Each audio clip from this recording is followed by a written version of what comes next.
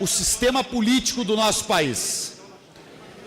E uma das questões que me parece muito importante é a manutenção desta que foi uma das principais mudanças no sistema político brasileiro, que foi a proibição de empresas financiarem as eleições e a democracia.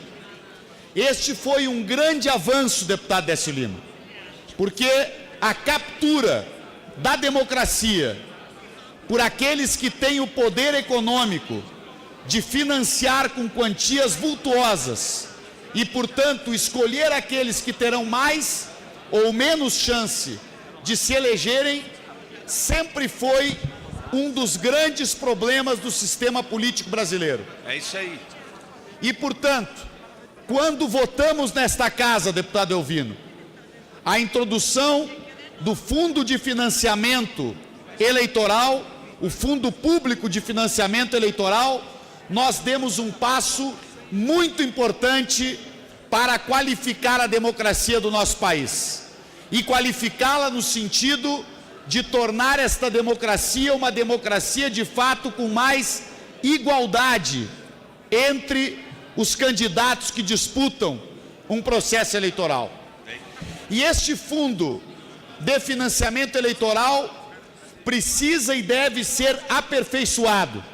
E eu estou trabalhando junto com a consultoria da Casa no sentido de aperfeiçoar a forma especialmente de distribuição do Fundo de Financiamento Eleitoral Público, porque nós precisamos ter um sistema que a legislação votada garanta uma igualdade ou uma justiça maior na distribuição destes recursos para que eles cheguem de fato às mãos de todos os candidatos que disputam uma eleição.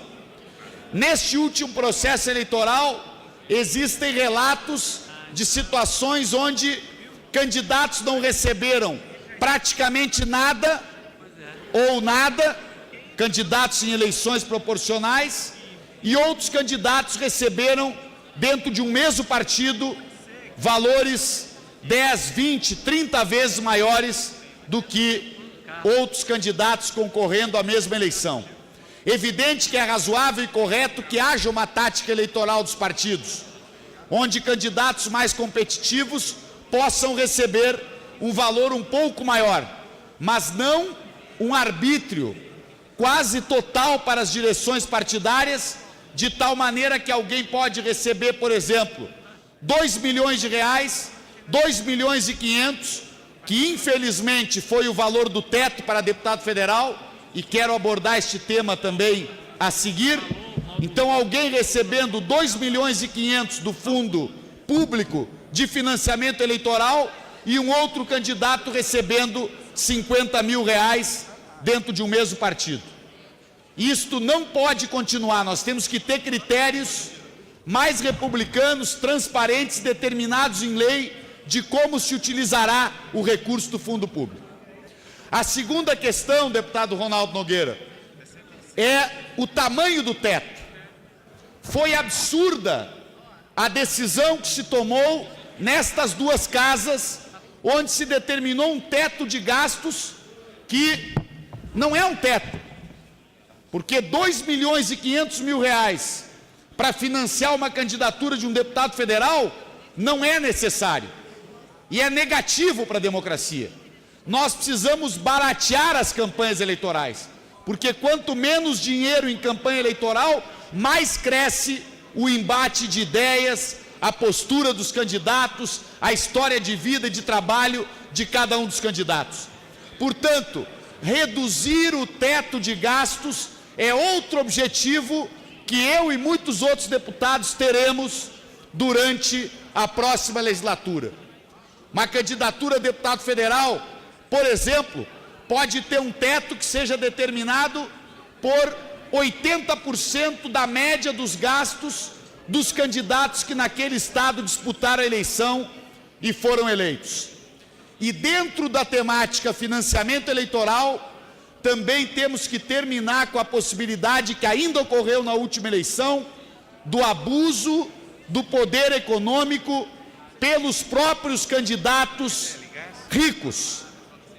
Aqueles candidatos que têm fortunas pessoais e com esta fortuna pessoal desemparelham o jogo eleitoral, já que está liberado o autofinanciamento, que é uma distorção do sistema político no país hoje. O próprio candidato a deputado não deve poder contribuir para uma campanha com valor maior do que qualquer outro cidadão.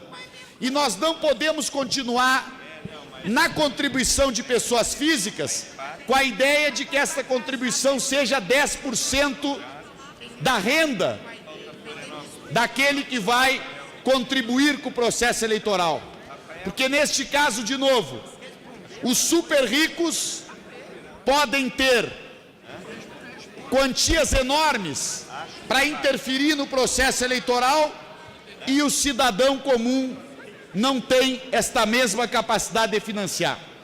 Então nós temos que determinar um limite de valor absoluto para este financiamento de pessoas físicas. Baixos valores, por exemplo, R$5.000, R$4.000, e não importa se seja o cidadão mais rico do país, ele não pode doar mais do que, por exemplo, R$4.000, se fosse este o teto de doação. Porque este desafio de diminuir ao máximo a possibilidade de quem detém o poder econômico controlar o processo democrático tem que continuar sendo uma preocupação de todos aqueles que querem aperfeiçoar a democracia no nosso país. Por fim, senhor presidente, senhoras e senhores deputados e deputadas, por fim, neste pronunciamento, quero falar de um aperfeiçoamento que considero muito importante para democratizar o sistema político do país, que é a introdução das chamadas primárias. Primárias obrigatórias e simultâneas para que as frentes políticas, as federações, no caso de haverem federações, as alianças que possam se fazer, e aqui eu proponho isto como uma novidade importante para o sistema político. Partidos políticos poderiam fazer uma aliança antes do período de escolha das candidaturas e passar esta aliança por primárias, onde qualquer cidadão pode votar nestas primárias para definir quem será o candidato ou a candidata que vai representar esta aliança política, esta federação ou este partido numa eleição majoritária para prefeito, para governador ou para presidente da República. As primárias devem ocorrer, na minha proposta e na minha concepção, simultaneamente, para que todo e qualquer cidadão seja autorizado a participar da primária num voto facultativo, e a necessidade de que ela seja simultânea é para que cada cidadão incida na escolha do candidato, da frente política que ele apoia, da aliança que ele apoia ou do partido que ele apoia, e, evidente, se impeça ou diminuam as interferências de um cidadão apoiando ou tentando definir o candidato de uma outra frente política que não é a frente com a qual ele se identifica. Esta é uma forma de oxigenar a vida interna dos partidos e chamar a cidadania para participar mais intensamente desde o primeiro passo de um processo eleitoral, que é a escolha dos candidatos que representarão esses partidos, estas frentes políticas, estas federações em eleições majoritárias. Presidente Manato.